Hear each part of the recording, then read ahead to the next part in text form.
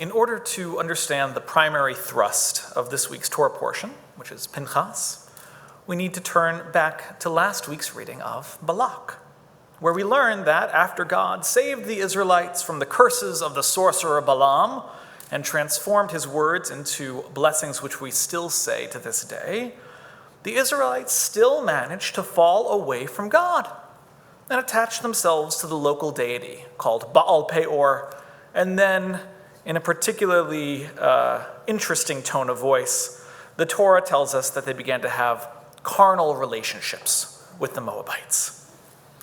Our rabbis theorize in Tractate Sanhedrin that this doesn't happen by random happenstance. This is Balaam's revenge, the revenge of Balaam, part 2.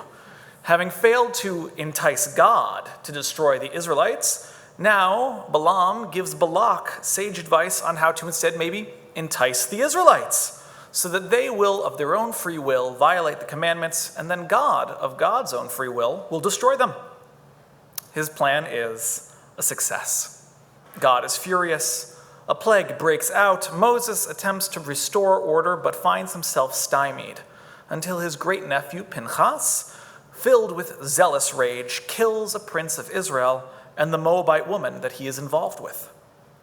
And that is where last week's parsha ends, in a bit of an odd spot. Blood has been violently spilled, and we, just like Moses and all of the onlookers, are rooted in the spot, waiting to find out what is going to happen next, which perhaps surprises us, because it appears that God is overwhelmingly approving of Pinchas's actions. The plague stops, and Pinchas is elevated to be the primary line from where the Kohanic lineage will now come from. And furthermore, Pinchas is granted the Brit Shalom, the covenant of peace, or as it is sometimes translated into English, a pact of friendship with God. God's actions here are challenging to us as modern people. We don't quite understand how a God who demands justice, mercy, and law can approve of a vigilante-style killing.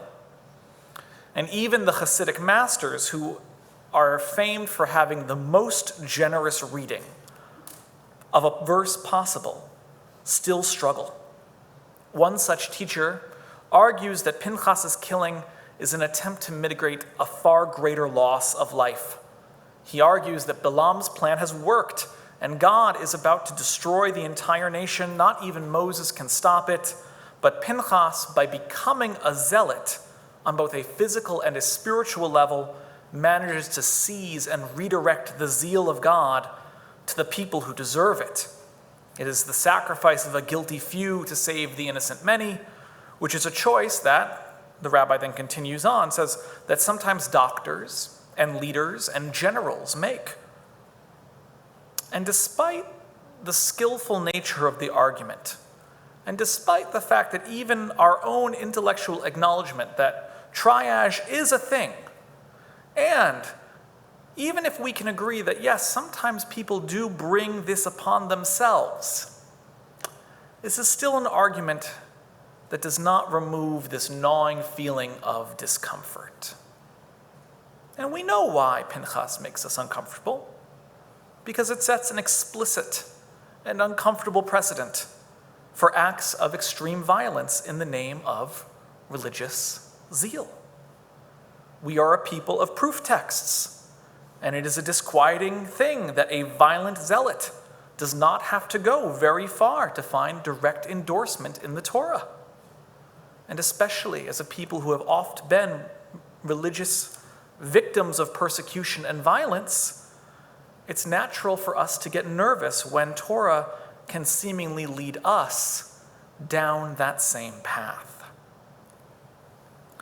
In Israel this week, far right-wing Jews in the West Bank flocked to create a new settlement outpost in direct opposition to the current Israeli government, army, and police force.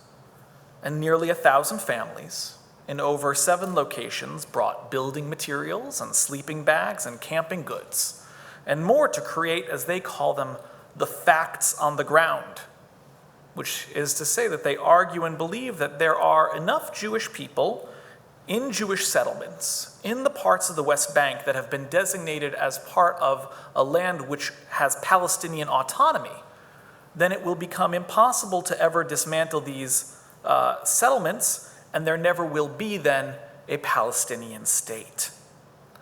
And so police and army forces were called in to do just that, to dismantle these illegal proto-settlements and to disperse the crowds, which led to a tense standoff that, at least at last reporting, never escalated into open violence, but still lasted several days and ended without the loss of life.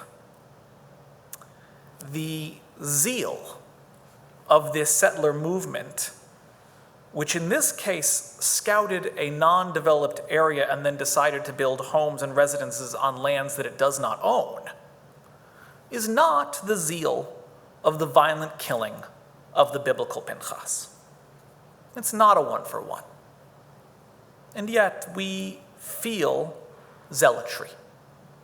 We feel zealotry and willingness in the what must be done that is at play in this story.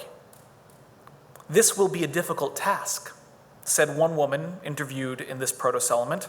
She brought her 8 children, the youngest of which are 2-year-old twins, to a hilltop that has no electricity, no running water, no infrastructure, and in direct opposition to the wishes of her state. But she said, this is the mission of the Jewish people at this time. And to many people, which includes many elected members of Knesset, these actions are the necessary heroics, the civil disobedience of patriots, which echo the early days of the State of Israel when Jewish pioneers would set out to do the thing that needed to be done, even if the law did not allow it. And an alternative perspective, I have friends and teachers who live in settlements throughout the West Bank and who would argue, as they have in the past when we've had these discussions, that they are engaged in the true act of peace building, not in the act of destroying peace. They say that by forcing the Israeli government and the Palestinian Authority to recognize their permanent presence in the land, they are in fact moving it towards an end, towards this corrosive stalemate of occupation, and they are in fact advancing coexistence. Now, their ideological opponents obviously feel very differently. And this week they pointed out that the army is never really this gentle when it comes to illegal Bedouin encampments. And secondly, that this is the kind of firebrand zealotry which leads to violent confrontations and destroys the possibility of a 2-state solution. Zealotry and peace. How can Pinchas and his zealotry lead us to the gift, the covenant of peace? The Netziv, a German rabbi of the 19th century, does not actually believe that this gift is a reward in the traditional sense. Rather, he argues it is as if God is planting within Pinchas the seeds of tshuva. The covenant of peace is the undoing of Pinchas's natural state, a state of anger and zeal. It is the blossoming of his ability to control his rage. And similarly, the Ketav Sofer argues that while zeal is a necessary attribute for a Kohen, it needs to be pointed in the right direction, to God and for God. When it gets pointed at other human beings, it becomes a detriment of character. It becomes corrosive to the community. And the Brit Shalom, therefore, is the beginning of balance and positive redirection. Both rabbis are clear. Pinchas is being rewarded by being transformed into someone who will never kill again. And while these are both wonderful teachings, it is my opinion that one should probably take them and combine them with the idea that the Brit Shalom should be understood as a literal gift of peace, as explained by the Chizkuni. Chizkuni points out that in Israeli society, having just murdered an Israelite, Pinchas has started a cycle of violence, which will not only end with his own death, but may in fact spiral outward indefinitely. You killed my brother Zimri, and thus I will kill you, but by killing you, now your family will kill me, and so on and so forth, ad infinitum. The Brit Shalom, the gift of peace, therefore, is not only a pardon, saying, okay, Pinchas, you get to live even though you've transgressed.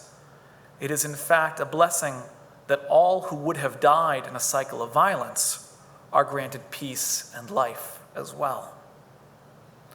And so I would offer that by understanding these three teachings together, we can come to understand that Brit Shalom is indeed a great reward for zealotry, but that the reward is not actually an approval of zealous actions.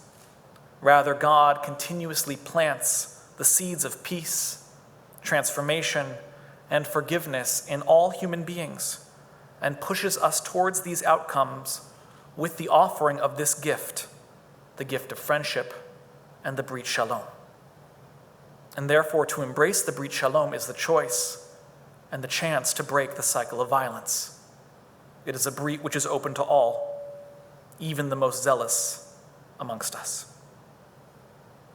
May these ancient words be even more true for us this week, and may each of us find ourselves beneath the wings of peace this Shabbat. Oseh shalom b'mromav, hu ya'aseh shalom. Aleinu ve'al kol Yisrael, ve'al kol yoshvei tevel, v'imru. Amen. Amen.